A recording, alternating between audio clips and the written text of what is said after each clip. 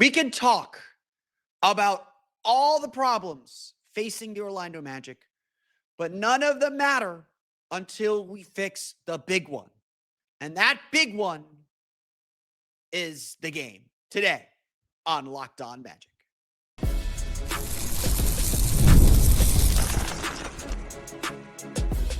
You are Locked On Magic, your daily Orlando Magic podcast, part of the Locked On Podcast Network, your team every day. And you are indeed Locked On Magic. Today is October 27th. It will be October 28th, 2025. My name is Philip Rossman-Reich. I'm the senior writer over at OrlandoMagicDaily.com, credentialed member of the Orlando Magic media since the 2012 season. On today's episode of Locked On Magic, we can talk about so many problems plaguing the Orlando Magic. We can talk about so many things that we have been frustrated with through these first four games. But Monday night saw the biggest problem arise. And nothing gets fixed until that's fixed. Why the Magic have to rediscover their identity today on Locked On Magic. We'll get to that coming up here in just a moment. But first, we want to thank you again for making Locked On Magic part of your day every day, no matter when you listen to us, whether it's first in the morning, whether it's right when we upload. We truly appreciate you making Locked On Magic part of your day every day. We truly appreciate all of our Orlando Magic dailies who make Locked On Magic not only a part of their day every day, but their first listen of the day. Truly appreciate you, no matter where we are in your rotation. We'd like to be first, but if we're second or third, we can bat clean up. It's all good. Truly appreciate you making Locked On Magic part of your day every day. It's all part of Locked On Podcast Network. It's your team every day. Today's episode of Locked On Magic is brought to you by our friends over at Game Time. Download the Game Time app, create an account, and use code LOCKEDONNBA for $20 off your first purchase. When you think about Orlando Magic basketball, non-jokingly, but when you think about what has defined this team over the last 2 years, it is this constant thing. It is this just general thing that has been the core of who this team is. And all the changes and all the things the Magic did this offseason were predicated on and bet on being able to maintain this core identity. The Magic were a physical team. They outworked you at every turn. They did not back down from shoving matches and fights. They were going to hit you before you hit them, and they were going to be on the floor before you were on the floor. They were going to be so annoying to play with their energy and intensity that alone was going to keep them in games. Just being this gnat that no team could swat away. They may have flaws. They may not be perfect. They may make mistakes. They may be young. But their defense, their energy, and their intensity is what led them to opportunities to win. It's what led them to get to 41-41 with all the injuries they had last year. It's what got them to 47 wins in 2024. It is the thing that defines every move Jeff Weltman has made, for better or for worse. It was to build the best defense in the NBA, or at least a culture of defense that no team could match. And yeah, you have bad games during the course of the year. I'm not going to pretend otherwise, but even though the stats would say the Magic have done good things defensively, and again, I'll say this, they've done some good things defensively. It's not there yet, but it was getting there. We could all sense, we could all see, even me who played the devil's advocate and who talked about the positive could say, like, look, it's not as bad as it seems, but yes, there are flaws, there are struggles, there are things where they're just not quite on the same page yet, but they will get there. The basics are there, the structure, the bones are there. It's just putting meat on it and getting there. Monday night should be a wake-up call then. Monday night needs to be a wake-up call. I was texting our friend Jason Beatty of the Orlando Sentinel at halftime. I was like, someone needs to flip a table over at halftime, because that was unacceptable. And if you're watching on YouTube, you can see the final score on our rundown, 136-124. The Magic in this game gave up 137.4 points per 100 possessions. 137.4 points per 100 possessions. That is the worst defensive rating the Magic have given up in a game since 2022.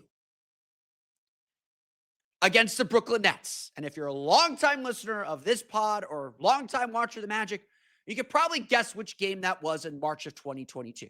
The Kyrie Irving game, when he just torched the Magic's interior defense. Tyrese Maxey might as well have been Kyrie Irving. Tyrese Maxey might as well have been Kyrie Irving, ducking and dipping his way into the lane at will without anyone able to stop him. The precepts of the Magic defense start with guard your yard. Keep your man in front. Direct him where you want him to go. Bump him, push him, make him uncomfortable. And the Magic simply did not do that. I've got the defensive ratings in front of me here. Jalen Suggs, the Magic had a 139.1 defensive rating with Jalen Suggs on the floor. The Magic had a 148.5 defensive rating with Wendell Carter on the floor. I'll talk about Wendell's game a little bit later on. I'm going to defend him because I always do. This was the worst defensive performance we have seen the Magic give in a very long time. And look, the Magic have given up, have had bad games. They had 3 games last year where they gave up more than 130 points per 100 possessions. You could probably guess which ones. It was the 40-point loss to Cleveland. It was that blowout loss to Boston in January. And surprisingly, the blowout loss at Portland toward the end of the season. These games happen over the course of an 82-game season. You have bad nights. You have off nights. But here we are at the beginning of the season when you're supposed to have the energy. Like, yeah, you might make mistakes. We're not expecting perfection. No one's expecting perfection yet, but we expect to see things begin to draw together. And instead, we see all the same problems that have plagued the Magic, and we'll get to here in our second segment, that have plagued the Magic, that have kept them from getting to be the team that we know they can be, that everybody around the league believes they can be. Instead of seeing that, we are seeing the Magic have to struggle with this core thing, this core element of who they are. And so we'll talk about the free throws. We'll talk about the turnovers. We may even talk about, my God, the Magic scored 126.5 points per 100 possessions. The Magic scored 124 points. They shot the ball better than 50%. They got to the line as much as they wanted to, paraded to the line for 38 free throws. 8 for 25 from 3, not great, but look, they're not forcing threes. At least they're getting to the paint. They had 50-plus points in the paint.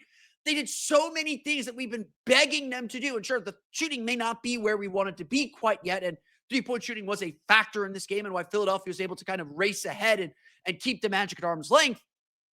But if the Magic would just defend at the basic level, at even just an acceptable level, like barely acceptable, barely competent even, they would have had their chance to win this game. Because guess what? When they did do that in the third and the fourth quarter through maybe the 6-6 mark of the third and fourth quarters, that middle part of the second half, when the Magic did do that, they cut a 15-point lead down to 2. They had several possessions with a chance to win the game or take the lead.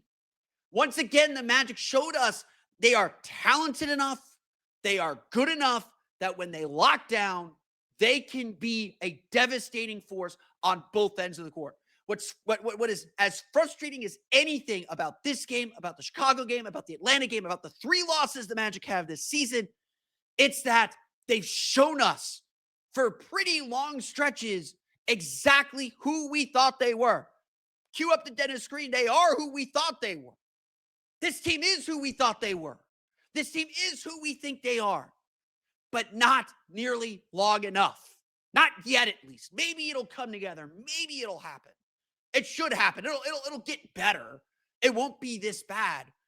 But if the Magic want to be that team that competes for a championship, that they said can compete for a championship. I watched Magic All Access.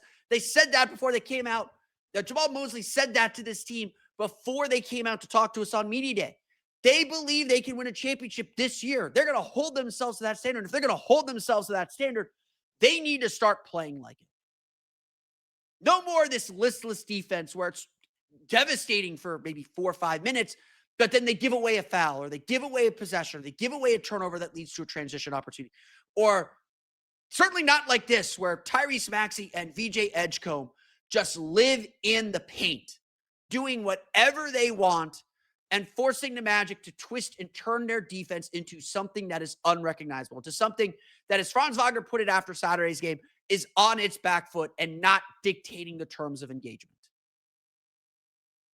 The Magic must be better. The Magic have no choice, because no matter how much better we think this offense could be, and look, there's still things turning and gears turning on that, and it is getting better, or got better tonight, I guess. Certainly better than Saturday. None of it matters if they don't have defense as their backbone. That is who this team is. That is what this team's strength is. It will never be offense. Offense just needs to be good enough to make their defense matter. That's always been the case. And whether that's the right strategy or not, that's the roster this team has. That's the coach they have. That is the personnel they have. The Magic cannot excuse defense like this. The Magic cannot be this lifeless, this listless. They cannot get beaten to every loose ball, have every ball bounce their way. They have to make their opportunities. They cannot be playing uphill and trying to catch up because their defense can't stop anybody. The Magic aren't outscoring anybody. They knew that even if their offense was as good as it could possibly be. This is a defensive team. And frankly, they're not playing like it right now. Because once again, the Magic are also giving away points and giving away opportunities and giving away the game. We'll talk about why the Magic have everything in their hands, and it's on them to fix this coming up here in just a moment. But first, today's episode of Locked On Magic is brought to you by our friends over at FanDuel. The NBA is back, and there's no better place to get in on the action than FanDuel, the official sports betting partner of the NBA. Even if you missed the start of the game or want to ride the hot hand, FanDuel has live bets on everything from who will score next to fourth quarter comebacks. Plus, you can even combine your live bets into a same-game parlay for a shot at a bigger payout. It keeps every game exciting, especially when your team is making that late push. Right now, FanDuel is giving new customers $300 in bonus bets when your first $5 bet wins. So head to FanDuel.com to sign up and play your game with FanDuel, the official sports betting partner of the NBA.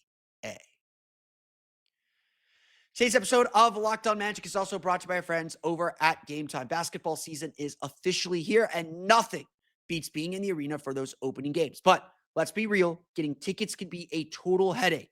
Between waiting in queues, surprise fees, and prices that jump right before checkout, it's easy to get frustrated when all you want to do is cheer on your team. That's where Game Time comes in. The app that gives fans the advantage. It's your ultimate life hack for scoring amazing NBA tickets fast, easy, and stress-free. I use Game Time throughout the summer to go to concerts. One of my favorite bands came in, I think, May or June. I think it was June, actually. Summer's weird. They came to House of Blues in June. Didn't like the tickets on the normal site. Went to Game Time, found a cheaper ticket that got me in the pit in the general seating area, which is how the House of Blues works. So I could see one of my favorite bands. Third time seeing them. They were awesome. Played some deep cuts and some songs I didn't even know existed. It was great. Their zone deals are a true game changer for sports. You pick the section, Game Time picks your seats, and you save big. Take the guesswork out of buying NBA tickets with Game Time. Download the Game Time app, create an account, and use code LOCKEDONNBA for $20 off your first purchase. Terms apply. That's code LOCKEDONNBA, LOCKEDONNBA for $20 off. Swipe, tap, ticket, go.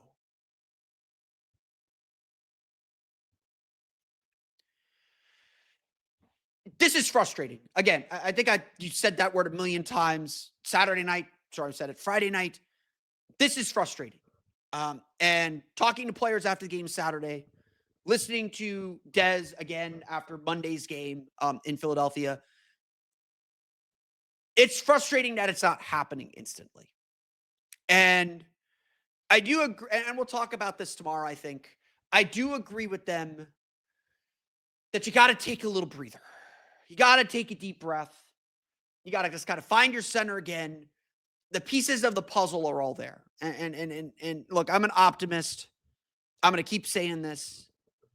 The fact that the Magic have had these clarifying moments, whether it was, certainly the fourth quarter against Miami, whether it was the first half against Atlanta, the third quarter run that they made against Chicago, the third and fourth quarter runs they made in this game to get it down to 2 when they looked dead in the water.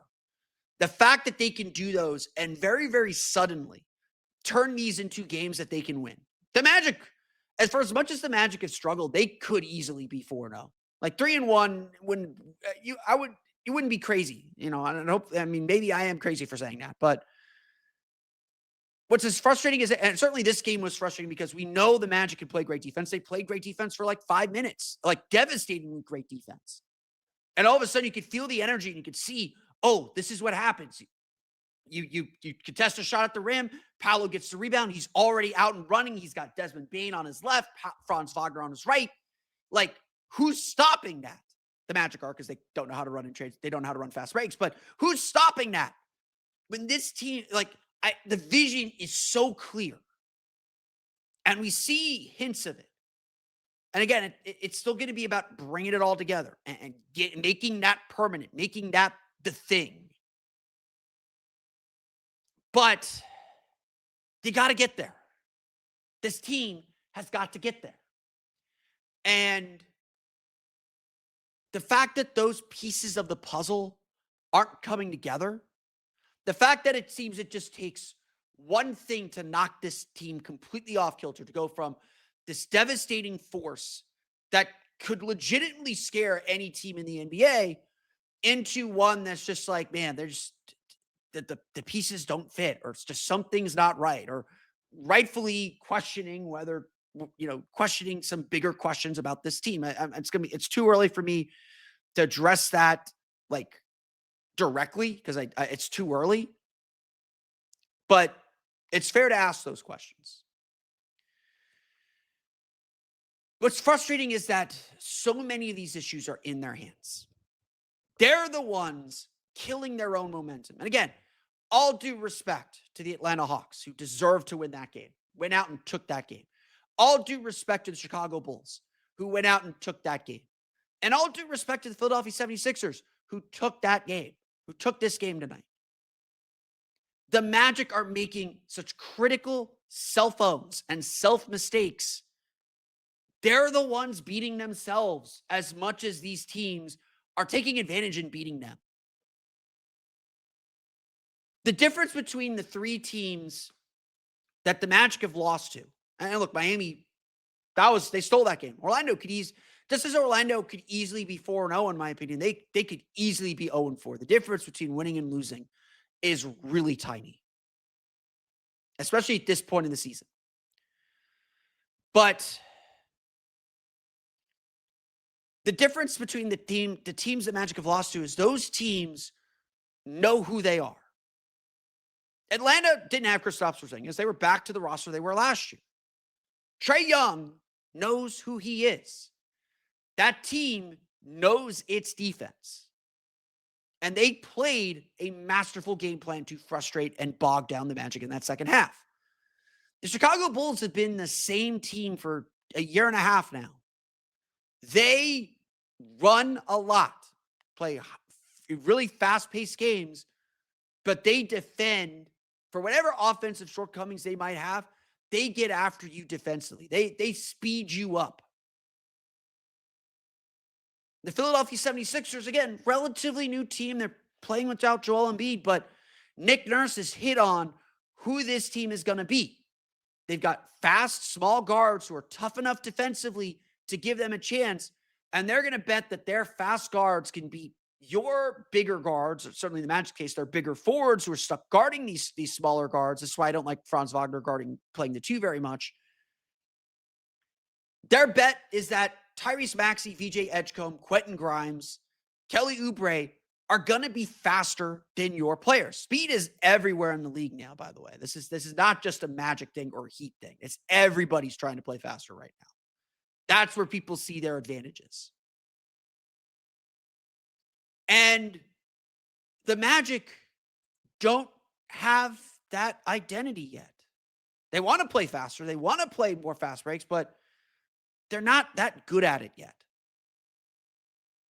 Perhaps they assume their defense would be there and that their defense would lock into place immediately. And again, maybe the Magic are one of the best defenses in the league. Maybe this is just a blip. And again, the Magic had 3 games Not this bad, but 3 games like this last year. It happens during the course of an 82-game season. So maybe we're overreacting to one game and one sample. But the Magic haven't put those pieces together yet. And so when you add on top of it the missed free throws, Magic again left a lot of points on the board. They lose this game by 12. It's a tight game throughout most of it. The Magic were 26 of 38 from the foul line. They lose by 12. They missed 12 free throws. Franz Wagner missed 2. That never happens. Anthony Black missed 4. Wendell Carter missed 2. That is troublesome. Those are points left on the board. Magic lost the game to the Hawks by, 6? And missed 13 free throws, including 10 in the first half. The Magic turned the ball over 13 times. Jalen Suggs had 4. Anthony Black had 3. Your 2 point guards have 7 of your 13 turnovers. Now, a lot of them came in the first half. A big reason why the Magic came back in this game is they stopped giving Philadelphia extra possessions. But this is what I mean. For all the things that might frustrate us, it's not about what the other team is doing. The Magic adjusted. They found a way to slow the Sixers down, but they gave Philadelphia so many extra possessions. Even though Orlando did a good job getting out in transition and won the fast break points, they gave the Sixers easy points all night long.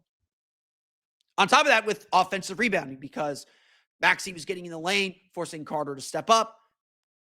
Missed shot, Drummond rebounds, Adam Bona rebounds. It's the Magic not controlling themselves. And so the Magic right now have to figure out who they are. Like plain and simple. They have to figure out who they are and commit to it. If you're a defensive team, forget this pace stuff. Keep your offense simple. Get the defense right. That's what they need to do. Like, honestly, I don't care if this team goes back to playing 97 possessions again. Get the defense right. Be yourselves. Find your identity. For the first, one of the reasons they came back in this game is they finally started running Paolo Bane pick and rolls, and teams don't know what to do with it, especially when Bane's setting the pick. Like, the Magic don't know what they're doing. You can see it in the rotation, something I want to talk about tomorrow, but I talked about Saturday. You can see it in the rotations. The Magic haven't settled on what's important to them beyond what they assume they could carry over from last year. And that, as much as anything, is why this team is struggling. Yeah, they're not on the same page yet. Yeah, they're making preventable mistakes. They got to stop making those preventable mistakes, but it's all in their hands to fix this. They have the ability. They have the talent. They have the strategy. It's not a tactics thing. It's maybe a focus thing. It's maybe a stress and importance thing, but it's not tactics. What Mosley's tried to run will work if they execute it. But right now, they're just not. And it's silly, preventable, completely player-led mistakes. And so the players have to be the ones that decide to fix this. It would not shock me if we hear that there's a players-only meeting. Or, whatever that means. There's always players-only meetings. They all talk. They'll be on the plane. They'll talk. Desmond Bane said after Saturday's game, no one's panicking, but there are conversations. Like, they're trying to figure this out. And, we'll see if they do. It's all in their hands, though. They're too talented. They're too good to not be able to figure this out. Because when they do, we see how good they can be. Let's put this game to bed.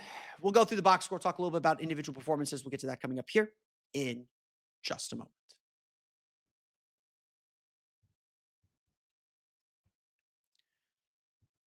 But first, today's episode of Locked On Magic is brought to you by Rippling. If you're a business owner, here's the truth. SaaS promised to make work easier. But now the average company is buried by hundreds of apps that slow down your teams and simply don't work together. That's not SaaS. That's SAD. Software as a service. That's why you need Rippling. Rippling is the unified platform for global HR, payroll, IT, and finance all in one place. They've helped millions of business people replace a mess of disconnected tools with one system designed to give leaders clarity, speed, and control. Everything from onboarding to payroll to IT access runs automatically and perfectly in sync. It's seriously simple to use and gives companies one source of truth for their people, data, and everything they touch. Whether you want to run your entire HR, IT, and finance operations as one, or just fill the gaps in your software stack, Rippling can do it all. And right now, you can get 6 months free when you go to rippling.com/LockedOnNBA. That's Rippling. Learn more at Rippling, RIPPLING.com/LockedOnNBA. That's rippling.com/LockedOnNBA for 6 months free. Today's episode of Locked On Magic is also brought to you by our friends at Monarch. Let's be honest. Most of us can't even name all our financial accounts, let alone what they're worth. Between 401ks, savings, and investments, it's easy to lose track, and that can mean leaving money on the table. That's why I started using Monarch, an all-in-one personal finance tool that brings your entire financial life together in one clean, easy-to-use interface on your laptop or your phone. Monarch helps you organize your accounts, track your spending, and get a better handle on your investments without having to touch a spreadsheet. Monarch's visual dashboards and smart tools make it so much easier to understand where your money's going and how to make it work harder for you. Don't let financial opportunities slip through the cracks.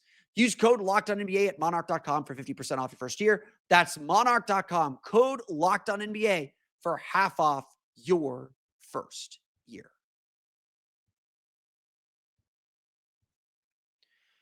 Let's run through the box scores. The Orlando Magic fall to the Philadelphia 76ers 134-126. The score really does say so much about this game. It's just a really 136-124. I think I got the score wrong.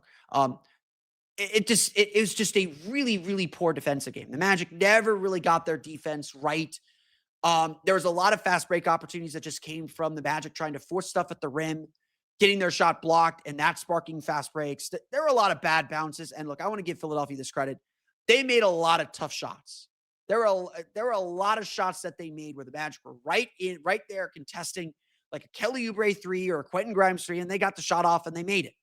Not a lot you can do about those, but you generally think in the long run, those will turn out in your favor. Again, Orlando only ended with 13 turnovers, but they had, excuse me, I'm going to pull up my stats here. They had 9 of those 13 in the first half, but 20 points off turnovers for Philadelphia. Again, a sign of how poor the Magic's defense was. 9 points off 7 turnovers. The Magic only forced 7 turnovers. 5 of them came in the second half. 3 in the fourth quarter, and was a big part of why the Magic were able to get themselves back in the game. The Magic's formula for winning is still not drastically different. It's force your way to the foul line, get to the foul line. Again, 26 for 38 from the foul line, so they left 12 points on the board in a 12-point game, and force turnovers and get out in transition and convert off their turnovers. And then half-court offense is going to be kind of what it was. Again, like, we're still so early in the season. I'm less concerned about variance and random things. So maybe we shouldn't be as freaked out about the defense. Maybe this was just a bad night, a bad matchup. We'll see them in the NBA Cup in a couple weeks. Hopefully they'll be better then. It might just be a bad matchup. It might just be a bad night for everyone. Maybe we'll look back and we'll say, like, this was a bunch of nothing. It was just one of those nights. They happen in the NBA. And again, credit to the Magic. They tried to keep up offensively, and for the most part did. But again, Orlando was down by double digits most of this game. They led very briefly in the first quarter. They were never really in control of this game. They never really had the tempo down. They made their run. They got to within 2, and then they just made some boneheaded plays. Desmond Bane fouled Quentin Grimes on a 3. They tried an ill-advised lob that Wendell Carter couldn't bring in. Bane, I think, missed a 3, which, again, I'm not going to lose sleep over missing shots, but Bane, I think, missed a 3. Paolo took some ill-advised shots here and there. I think they were down by 4 at one point, and Paolo settled for a mid-range jumper after he did such a good job getting to the basket. And look, Paolo had a good game, so I'm not going to go crazy over one bad decision. But again, just like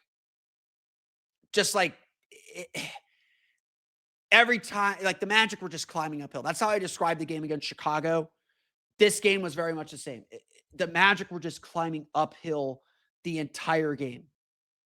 They just could not get themselves over the hump. They could not get themselves kind of in the spots that they needed to be. And, again, like, it's hard. Like Steve Clifford used to say this all the time. It's hard to play from behind in this league. It's just really hard to play from behind. The Sixers were on the front foot. Tyrese Maxey had 43 points, made 4 of 11 threes, 9 of 10 from the foul line. VJ Edgecombe had 26, 10 for 17 shooting. That kid is really good. 7 assists for him, 8 assists. 8 assists. Well, Magic had more assists than Philadelphia. So again, like, offense wasn't the issue. I saw a lot of people like complain about shots. Look, Orlando made only 8 of 25 threes, but I'll give them credit. The threes weren't falling. They weren't taking them. They were getting in the paint. They got to the foul line a ton. They outscored Philadelphia 62-58 in the paint, gave up too many paint points. I'll grant you that. But again, the offense was not the issue. If the Magic play offense like this, even with the bad 3-point field goal percentage, they're going to win a lot of games because their defense just needs to be better. So look, Paolo had his best offensive game. Anyone who is concerned about Paolo kind of getting his feet under him or looking a little sluggish, this game looked like he was like, okay, guys, I'm done playing around. I'm gonna do my thing. 32 points, 10 for 18 shooting, bunch of misses toward the end of the game. So he shot even better than 10 for 18. That's a 11 for 11 from the foul line. It was a 70+% true shooting percentage. We need more games like this from Paolo. He's obviously struggled to start the season, but this was kind of like the Paolo saying like, no, I'm here. Don't worry about me. I'm good. Franz Wagner didn't get enough shot attempts, but also had a very strong game. 22 points, 8 for 12 shooting, 5 for 7 from the foul line, 4 assists, 1 for 4 from 3, a block. Paolo had 3 blocks. Orlando had 7 blocks. Philadelphia had 9. The block shots were a big problem for Orlando throughout the game. Just momentum killing blocks too. Just because the Magic can't rely on their outside shooting and the passing just isn't quite there yet. They got to get to the paint. They got to get to the line. And so when Philadelphia is able to block a bunch of shots, that frustrated them and really stymied their offense. And not only that, sparked fast breaks. Now, Orlando still outscored Philadelphia 28-19 in fast breaks, but because the Magic are turning the ball over so much, because of these block shots, these are points that the Magic aren't used to giving up. So again, I think we all expected the defense to take a little bit of a step back as the Magic introduced more pace and scored a little bit more. This was obviously like the floor dropping out. Like this game needs to be the worst defensive game of the season. The Magic cannot play this poorly defensively again. Just plain and simple. They cannot play this poorly again. Let's get to other players. Desmond Bane, I thought, had an excellent game. 24 points, 10 for 17 shooting, 2 for 7 from 3. Only 2 for 2 from the foul line. Only had 1 assist, but I really love the way that Desmond played. The 3 isn't there yet. He's not quite hunting his 3-point shot yet. He made the 2 that he made were very big. Made a huge 3 in the fourth quarter. More than that, I just love the attitude that he brings. Like I said at halftime, I posted this on Twitter, in my running catalog of the game, which is always at Magic Daily. With how bad the Magic played, I was like, this is a leadership gut check moment. Paolo, Franz, they've talked about being leaders. They need to lead this team. And look, I think Paolo stepped up, and I think Franz did too. I don't think the problem is with the guys at the top of the food chain. I'll get to the defense stuff here in a minute. Desmond Bane, I thought, really set the tone. He picked up 3 fouls in the first minute and a half of the third quarter, which is not a good idea. Did not like that. He did eventually foul out. Again, made that really bad foul. I'll get to that in a minute. But first play of the half, Paolo Banchero blocked a shot of Jabari Walker. Rebound went right back to Walker. He was able to lay it up. But I was like, okay, no. Paolo's here to play. Like, I did not like his defensive effort in the first half. He looked like he was struggling to track guys off ball, which has always been a little bit of a Paolo problem. Looked a lot more engaged. And I was like, okay, that sets the tone. Second possession, Bane switches on to Maxey, and he just rides him, essentially hip checks him until he's on the ground. And then he stood over him, which again, people are going to hate that. And look, it was a foul. It's an egregious, aggressive foul. But the Magic needed to set a physical tone. The Magic needed to knock somebody on their butt. They needed to knock somebody down. And so I like that Bane set that tone and was like, okay, we're here. We skipped the first half. We're here now. Orlando won that quarter 34-29. It was the only quarter the Sixers did not score 30 points. So yeah, maybe, I guess. Look, the Magic got themselves back in the game. And that was a credit to that. Again, the Magic got to find their energy. this was by far Jalen. And again, like Bane is not the defender KCP was. And Bane is not the greatest point of attack defender. And we knew that. We knew he was someone that fought defensively, held his own, but he is not the level of defender the Magic have had at that position, whether it's Gary Harris, whether it was Jalen Suggs at the 2 for a while, whether it's Kentavious Caldwell-Pope. He is not that level of defender. And I think that is an area where the Magic are still adjusting. And Bane is still adjusting on what he needs to do defensively for this team. So there are these adjustment levers that need to be made. One thing can't happen, though, is Jalen Suggs can't be this bad on defense. Jalen Suggs finished with 12 points, 4 for 7 shooting, 1 for 3 from 3, 3 for 4 from the foul line, 6 rebounds, 6 assists. Jalen Suggs' offense, minus some turnovers, not the problem. I did not like his defense in this game. I thought he was a step slow. He was behind Maxey. He got baited into a foul on Maxey at one time when he got caught behind him, got caught up on a lot of screens. Not a good defensive game from Jalen Suggs. And on top of that, Anthony Black wasn't that much better. Anthony Black's offense has taken a little bit of a step forward. I do like how Anthony Black is playing offensively. 14 points, 5 for 10 shooting in this game. He's 3 for 7 from line. Got to line 7 times. I like that. 2 assists. Still throwing the ball around like crazy. He's on the ball a lot more. The Magic are running him a lot more as a point guard and lead playmaker and creator. It's not been great. I think he's had 10 turnovers in his last 3 games. At least 10 turnovers in the last 3 games. He had 4, I know, on Saturday. He had 3 in this one. It's still a struggle, but Black's on the floor because we think he's one of the best perimeter defenders in the league. Essentially, for how the Magic use him, he's one of the best perimeter defenders coming off the bench in the league. Maxey just torched him. And look, Tyrese Maxey is an all-star. He's an amazing player. Tyrese Maxey torched Anthony Black. Black was constantly behind him, constantly caught up in screens. Not a good, I don't think I've ever seen Anthony Black play this poorly defensively, to be perfectly honest. And again, like so much of this is the point of attack. Look, I spent a lot of my time online arguing about Wendell Carter. And Wendell Carter was in the spotlight. And I'm not going to sit here and say Wendell Carter had a good game. Wendell Carter had his worst game of the season tonight. 10 points, 10 rebounds, double-double, great. 4 for 11 from the floor, 1 for 3 from the foul line, 2 turnovers, 2 blocks. A lot of his shortcomings were on display. Just not an above the rim player. So he gets the ball around the basket. He's got to load back up and elevate. And the Sixers have a lot of quick leapers, and Andre Drummond's a big dude. But Wendell Carter was put kind of in the worst spot you could be in as a center because the guards were getting constantly beat. Carter had to step up to defend them. And look, he's not a rim protector, so that puts him in a compromising position anyway. And then the dunker spot's open for offensive rebounds, for putbacks. Paolo has to crash in and box out Andre Drummond. Then Kelly Oubre comes flying in for an offensive rebound. They were just Kelly Oubre had 4 offensive rebounds this game. Same as Drummond. There were just and look, Wendell Carter had 4 offensive rebounds too. So he's been active. He's been really active on the glass. I still think generally Wendell Carter's had a really good season. This was by far his worst game. But you see like these cascading problems. And look, Paolo, I did not think boxed out particularly well. He did end up with 7 rebounds, but I don't think he boxed out particularly well. And a lot of those offensive rebounds, I think were on, especially the Oubre offensive rebounds were on Paolo. But because the point of attack defense was so bad, that forced Dell to step up. That forced Paolo to crash down. And that left another lane open for an offensive rebound. Again, we could talk about so many problems with this team.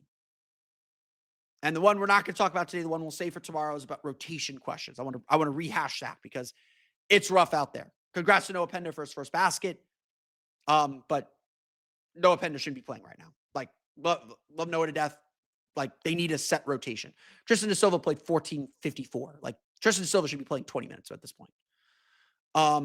They need to clarify some roles and clarify some things and settle some things down. And I'm gonna save the Mosley criticisms for tomorrow. Tomorrow is gonna be talking about how we fix all this. But all of these problems start with basic defensive precepts. Start with what this team does at a basic level defensively that they are currently not doing. And once they do that, once they start defending the way we know they're capable of defending, that's when we start seeing this team be the team we can imagine they can be. Like, just plain and simple. That's this team's identity. Okay. Play like it. Give it to us. And just, again, like right now, they're not. The Philadelphia 76ers defeat the Orlando Magic 136-124. Orlando falls to 1-3. Season far from over. Got 78 more games. Not time to hit the panic button, but hovering over it a little bit. I do remember the Doc Rivers going 1-10, winning the first game, going on a 10-game losing streak with Tracy McGrady. So we're not in that territory yet, but the Magic do need to scratch out a win. They're back in action Wednesday against the Detroit Pistons. But that's going to do it for me today. I want to thank you all again for listening to today's episode of Locked On Magic. Of course, find me on Twitter at @PhilipRR_OMD and on Blue Sky at PhilipRR. You can subscribe to the podcast on Apple Podcasts, Stitcher, TuneIn, Himalaya, Google, Spotify, Odyssey, and all of the ways to download podcasts to your podcast-enabled listening device. For the latest on the Orlando Magic, you can also check us out on YouTube to search for Locked On Magic. For the latest on the Orlando Magic, be sure to check out OrlandoMagicDaily.com. You can find us on Twitter at OMagicDaily. And for even more Orlando Magic content, be sure to check out my Patreon page, your Orlando Magic Hub, at patreon.com/Orlando Magic Hub. As always, thank you for your support. Now that you're done listening to me and making Locked On Magic your first listen of the day, go make Locked On Fantasy Basketball your next listen. Josh Lloyd hosts the #1 fantasy basketball podcast, giving you daily tips and helping you win your league, all while making you a smarter NBA fan. Find Locked On Fantasy Basketball on YouTube or wherever you listen to podcasts. Part of Locked On Podcast Network. It's your team every day. Well, that's going to do it for me today. I want to thank you all again for listening to today's episode of Locked On Magic. We'll be back tomorrow to talk about how Jamal Mosley can begin the process of fixing this, of getting the Magic back on track, and why the Magic are probably just one win away from exhaling and being okay. We're going to get to that on tomorrow's episode of Locked On Magic. But until then, for Orlando Magic Daily and Locked On Magic, this has been Philip Rossman-Reich. We'll see you all again next time for another episode of Locked On Magic.